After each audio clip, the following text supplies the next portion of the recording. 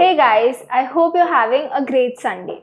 Today's recipe reminds me of a time when I went to a small little humble restaurant in Dubai with my family. I was sitting in front of a stone oven and I could literally see breads flying off the shelf. That's when we decided to order a bread basket and some meze. And this is exactly where I fell in love with lavash. Lavash is a thin and crispy bread which is made using partially wheat flour and maida. I'm going to make it today along with some whipped hummus. Let's get started.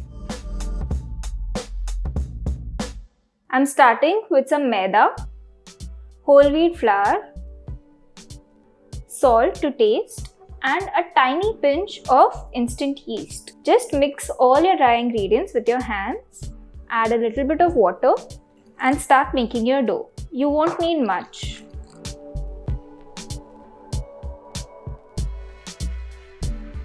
Once the dough comes together, take it out of your bowl and start kneading it on the counter. Also, if you notice, we've used a very tiny pinch of yeast in this recipe. Yeast helps to relax the dough. Now while kneading, you're forming a lot of gluten in the dough. But you also need the dough to relax. If you don't knead it, it's not going to stretch, it's going to tear. So yeast helps to relax the dough and helps it to stretch properly. So here's how you check whether your dough is ready or not. Turn it into a ball, start pinching and stretching it, trying to make it as thin as possible. If you notice, my dough is cracking a little and this is something that I'm not looking for. This means the moisture in my dough is a little low, so I'm going to add a few drops of water to the dough and knead it again. Be careful, don't add too much, otherwise your dough will turn sticky. Spread it across and start kneading once again. Let's check our dough again. It stretches out to be really thin and I can kind of see the light through it. This means that my dough is ready. I'm going to place it in a bowl and cover it with a damp cloth, and I'm going to let this rest for 30 minutes. By the time our lavash dough is resting, let's make our whipped hummus. So to make whipped hummus, we need Aquafaba or water left over from boiling chickpeas. Whether you're using tin chickpeas or homemade boiled chickpeas, you'll have leftover water in your cooker. Just use that. So I'm adding this to the mixer. Aquafaba is going to make your hummus whipped and nice and light. This is going to whip up, hold on to air and make your hummus super light and airy. So now we're going to add salt, half a lemon, sesame seeds, 3 to 4 cloves of garlic. Close the lid and let this blend for 2 minutes.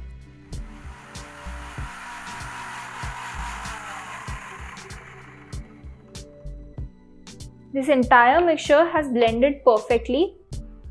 It's become light and frothy. This is exactly what I'm looking for. Now I'm going to add in chickpeas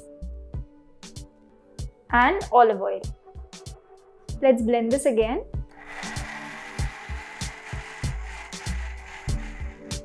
Let's check our whipped hummus.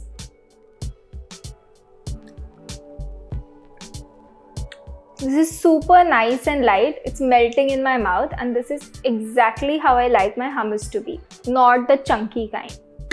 Our hummus is ready. Let's move on to our lavash. It's been 30 minutes and our dough is well rested.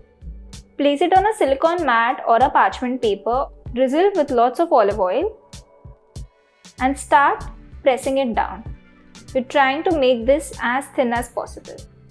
If you notice, our dough has become quite elastic now because it is relaxed, and the relaxation has happened because of the yeast.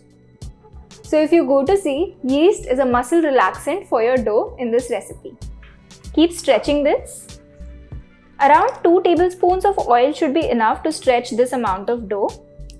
Use your palms to make it as thin as possible. See how simple it is to stretch it? This is because we have given it 30 minutes to rest. Once you have a thin side, just push it on one end and start stretching it to the other end. You can also lift it up and let it stretch. Let gravity do its thing. Now that it's pretty thin, I'm just going to use my rolling pin and just roll it out. This ensures even thickness all throughout. Now you know what I mean when I say a little goes a long way.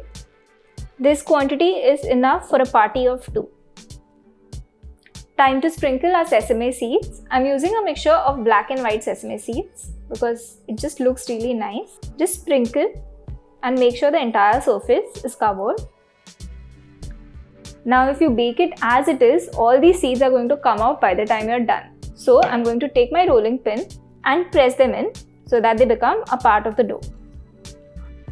So I'm going to cut this into triangles. First, I'm going to cut this from the center. Then I'm going to cut it into thin rectangles. And finally, I'm going to diagonally cut each of the rectangles. Time to bake this. I'm going to bake this at 200 degrees Celsius for 7 to 8 minutes.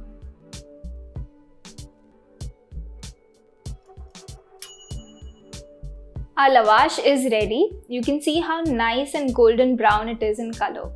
I'm going to let my lavash cool on a grill.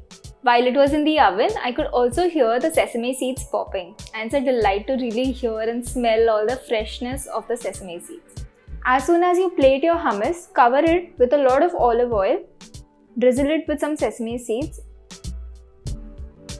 and sprinkle with a little bit of red chilli powder. Olive oil will make sure that your hummus doesn't dry out. Once cooled, you can plate your lavash next to your hummus.